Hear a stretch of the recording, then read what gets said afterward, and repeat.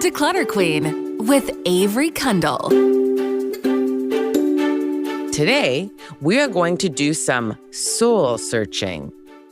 But the soul I am talking about is spelled S-O-L-E. Yes, we are diving into shoes. Have you ever opened a closet, had a shoe avalanche, and immediately shut the door in defeat? Or maybe this has happened to you. You are walking with purpose in your house, and you happen to trip on not one, not two, but maybe even 3 pairs of stray shoes. Can you relate? We're talking about shoes, the pairs you love, the ones you forgot you own, and the ones you'll swear you'll wear when the right outfit comes along. Sound familiar? Shoes are sneaky. They're small, easy to justify buying, and often loaded with emotion. But when they are overflowing from every corner, it's time to take a step back, literally. So let's dive into why we hang on to so many pairs of shoes, how to pare them down, and what to do with the ones we let go of. Why do we have so many shoes? Let's be real. Most of us wear the same few pairs of shoes on repeat. Yet we own enough to shoe a small village or two. Why? One reason might be that shoes represent possibilities. Versions of ourselves we want to be. Professional me, vacation me, cool concert-going me, running a marathon me, even if that's never going to happen. But shoes that don't fit your life, your current life, the one you're living today, are just clutter. Another reason might be that shoes are expensive. And because of this, we are more likely to hold on to them out of guilt. But let me offer you this truth. Just because you paid for them doesn't mean you have to keep paying for them in space and stress. There may be many more reasons why we hold on to shoes. So today, why don't we try and see if we can declutter our shoes? The first thing to make sure is that you have your garbage bags or different color bags on hand so that when you have finally gotten to distribution, the bags will be there to collect all of the shoes to make everything more simplified. I'd like to take a look at what I call the shoe declutter method. 4 easy steps.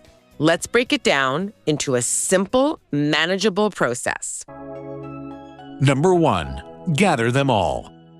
Yup, here is that gather piece again. Pull every pair out. Closets, under the bed, maybe even the car, the back porch, wherever. And then group them by category. Sneakers, heels, sandals, boots, you get the drift. Seeing them all together is very eye-opening. Number 2, the 3-pile sort. Keep, let go, unsure. Go pair by pair and ask, do they fit comfortably? Have I worn them in the last 6 months or a year? Do they support my current lifestyle, the one you're actually living today? If it's a no to 2 or more of these, it's time to let go. Keep your unsure pile small. Maybe even put them in a box labeled Revisit in 30 days. If you don't think about them by then, they're not worth the space. Number 3, reality check, lifestyle alignment. Let's look at your keep pile. Does it match your current life? If you have 8 pairs of high heel shoes but wear flats daily, something's off. Keep the shoes that fit your real routine, not your fantasy calendar. Number 4, clean, donate, repurpose. Wipe down the shoes you're donating. Give gently worn ones to shelters or local charities. Sell quality ones on resale sites. And if there are some that are too worn out, that's okay. Thank them and let them go to garbage. Here's a helpful shift. Think of your shoes as tools. Would you keep 15 hammers in your toolbox just because they're cute? Nope. You need the right tool for the job. It's the same with shoes. Also, your worth isn't tied to what you keep. Letting go of those sparkly heels from the party days or those fancy boots that never fit isn't wasteful, it's wise. You're making room for the version of you that actually exists. Also, make sure that once you've made decisions on the shoes, which ones you're keeping, which ones are ready for the trash, or which ones you're going to donate or sell, that you assign each pair to the appropriate garbage bag, and then try and deal with these tasks sooner rather than later. There's nothing worse than having full garbage bags of giveaway or garbage that sit by the door for 4 months. Get rid of them today. So, are you ready to step into a simpler shoe situation? Your challenge this week: declutter 5 pairs of shoes. That's it. Just 5. Look at your shelf, your floor, your entryway, and choose 5 pairs to donate, toss, or box up in the maybe pile. You'll be amazed at how much lighter you feel, how much quicker you get out the door, and how much clearer your space becomes. And hey, if you found this episode helpful, pass it on to a friend who's drowning in flip-flops or tripping over boots they haven't worn since 2014. You'll find the full Declutter checklist and donation resources in today's show notes. I'd like to welcome to the show a very special guest who's come to have tea with the Queen, my Auntie Vicky Shemi. And now, tea with the Declutter Queen. I'd like to welcome to the show Vicky Shemi. Vicky is a very close family friend for many, many years of mine and my family, and I would like to thank her for joining us. Thank you for joining us on the Declutter Queen, Auntie Vicky. Thank you for having me, for sure. So happy to have you, and I believe you have a question today. I do. But I'll start first by saying how many things I got tips from your many, many podcasts. And I hope you come over soon if you can to see what I integrated from your podcasts. The house looks better, cleaner. And so now I do have some question that has been bothering me for many years. How can I declutter my textbooks? You know, it's so painful parting with them. So textbooks are sneaky. It's such a relatable struggle. It's not the first time I've heard, and maybe it wasn't textbooks. Maybe it was some other, my books in general, or notepads, or things that I just feel like, I can't get rid of them. And so they feel important. And that means you might need them again one day for information, but also they carry kind of a nostalgia for us. They remind us of a time in our lives, where something was happening that maybe was joyful, and we feel a little bit guilty. Oh my God. So far, it is like 100% true. It's sort of like a part of me, and exactly what you said, it's a part of where I was when those textbooks were being used, and the entire whole total global experience. Yes. There are a few things that I can suggest in order to deal with these, and they're kind of what I call emotional dilemmas, and we'll get more into that in a minute. But before we give you the sort of the play-by-play, and I'm happy to follow this up later, you don't have to write anything down or memorize. I'll send you some notes. But before you even begin to tackle this project, I want you to be in a place where you're in the right mindset. You're going to sit down, you're going to find all your books, and you're going to ask yourself the following questions. And you have to kind of be honest with yourself. You only have to answer to yourself. So the first question is, am I keeping this because I actually use it or because it represents something? And that something could be effort, identity, being proud of the book and what it symbolizes to you. So that's the first question to ask yourself. The second question is, do I believe that I would realistically open this textbook again? Okay. And then that's important because if you haven't opened it, I always say there's the year rule. If, you can expand that if you happen to open it for 3 years. Is it realistic to think, oh, I am going to start opening this book? And the third question is, does this book make me feel inspired or weighed down? And to just break that down, most people keep their textbooks out of habit or sentiment, not usefulness. So that's important because we should, there's things that we have in our house, of course, that don't have that much use, but we want to try and have the things that we use outweigh the things that we don't use in our lives. Otherwise, it's just taking up space. Does that make sense to you? Yes. Okay. Very, very much so. So when you go through those, those are the background questions that you're going to keep in your mind when you're doing this. Is it something, do I really need it? Am I using it? Is it something that I need? Or the other side, which is it more of a nostalgia thing?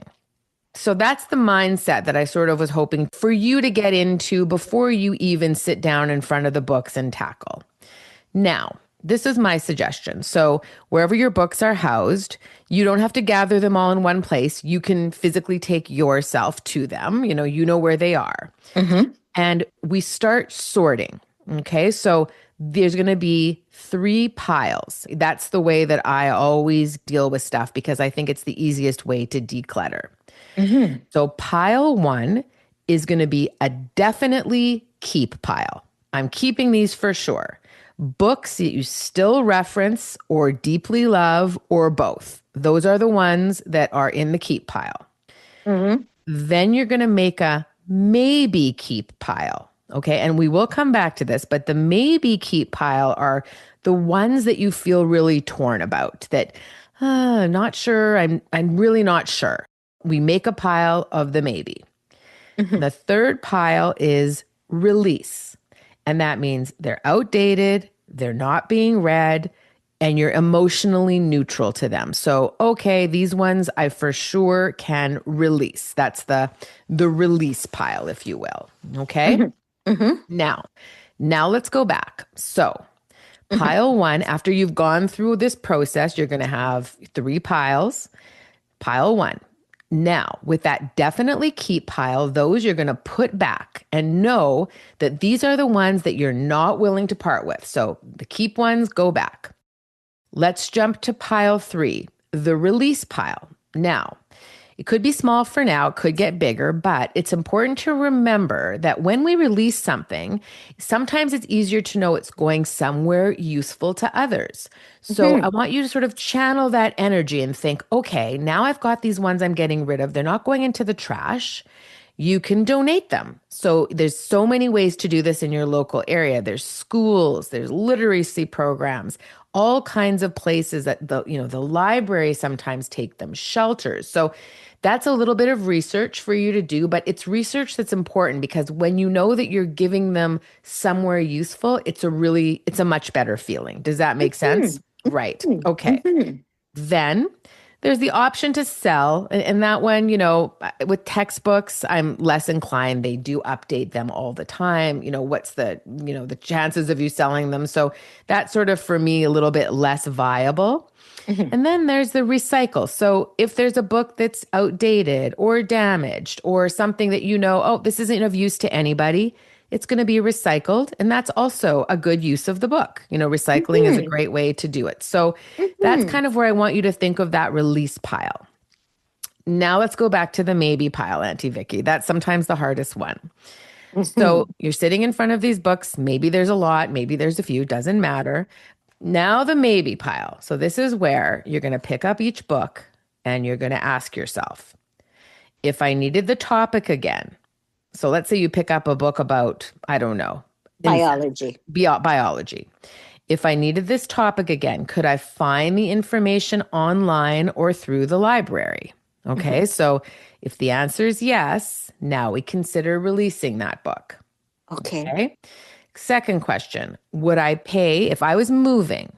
Would I include this in my moving plans? Okay. And then if the answer is no, Mhm. you consider releasing it. The best way to declutter is to always assume you're moving because is that something that you want to take with you on the next journey that you're taking?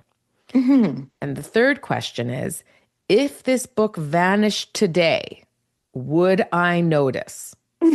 And if Oh the my answer is goodness. no, exactly, right? If the answer is Exactly. no, you consider releasing it. So Oh my goodness. these are those questions because now let me just as a capper, if you're still unsure, even after all those questions, you're like, oh, I don't know. Take a photo of the cover of the book or maybe a favorite page and then Mhm. release it because you can keep the memory of the book without the bulk. Wow. Keeping a symbol of the book or books is a wonderful thing to do rather than feeling obligated to keeping the book itself because maybe these books represented your academic journey and choosing one book or two books that mean the most to you, that's the memento. So the Mhm. memory is that we're not throwing out our memories because our memories are with us. But Yes. sometimes we think, oh, I'm going to forget. Take a picture of the book. Even take a Wow. picture and print it and make a scrapbook. Or do you know what I mean? There's Yes. better ways to preserve a memory than having this bulky, big textbook in our lives. Does that make sense to you Oh too? my goodness. I'm really in awe here. Yes. Because I Okay. think you just touched on exactly the emotions that are giving me this problem of parting with them. Yes, and I think that it's very common to keep things because they remind us of a certain time of our lives and we don't want to forget that time of our lives. However, there's a point where it's just literally weighing us down, and especially textbooks. Mhm. If they're just dust collectors, they're sitting on the shelves, they're not doing anything. And I had this conversation with a friend of mine. As you know, we just moved from Yes. Winnipeg to Quebec, and Yes. I had all these books, and my friend came over, and all these cookbooks, and she looked at me and she said, I know you like them, but don't you just go online and find recipes now? And I said, she goes, when was the last time you ever opened any of these cookbooks? And I said, My goodness. years. The last time I opened up a recipe and really leafed through these thick, there was a time for that. But now it's so much easier just to Google a chicken parmesan. You've got your Yes. recipe right there. Yes. So, Yes. keep a few, but I got rid of so much. And I know now that was the right thing to do because I'm not even using them. And they got donated, and somebody else maybe can have the pleasure. Maybe somebody who doesn't have the internet or somebody who really needs a cookbook, would get them now that are using them. It's just becomes a useless thing at some point. I see. I see. Honestly, I have found recipes online that are very, very old Iranian, very ethnic dishes. And I thought nobody will have this. But there were like five or six recipes for each dish I looked for. For sure. And keep the things that make sense to you. Take a picture of a recipe of a book rather than, oh, I mean, we could extend this conversation to all books in 2 seconds, but what's the purpose of those? Because things do get outdated and we tend to want to preserve things. Oh, we don't want to be wasteful and, these cost money and whatever is playing in your mind. But if you're not using them, there's a point where, yeah, it's outdated technology for you and it's time to move it along. And I promise you, start the journey. Don't rush yourself like that maybe pile. Maybe it sits around for a few weeks Mhm, and you mhm. you ponder it a little bit. But once you start doing it, you'll feel lighter. You'll feel you'll feel happier because you won't have all of this excess stuff weighing I you think so. down. cluttering so. up your space, you know? Oh my goodness. Yes, yes. This is extremely helpful. And I didn't think that these emotions would be hit so correctly. And as a matter of fact, I didn't even know I had these emotions. Well, that's the thing. We often don't. And when we start to answer these questions, it's, oh, okay. Why am I keeping this? Why am I keeping that? I don't need all of them. Maybe one will do. The memories are here. We keep things a lot out of fear too, afraid that we're going to make a mistake. But when it comes to textbooks, also I'll remind you and everyone that, yeah, stuff gets outdated. And I would, Yes. even those texts, probably there's been 40 or 50 reprinting. So if that helps too, knowing, oh, this is Yes, even out of date, it's not even up to date, accurate information anymore. That's sometimes a helpful thing to definitely. getting rid of stuff. Lovely. And I thank you so much for joining me and being Thank my guest. And you. hopefully you'll come back. You'll come back again. Oh my goodness. Honestly, I just thought I'd hit this question and you will help me a little bit. But I think this is a big mountain of help. I have time before tonight is over, and I think I probably will start doing these 3 questions, the 3 piles, tonight. Perfect. Thanks for listening to The Declutter Queen with Avery Kundle. For more decluttering tips and tricks, go to thedeclutterqueen.ca. Produced and distributed by the Sound Off Media Company.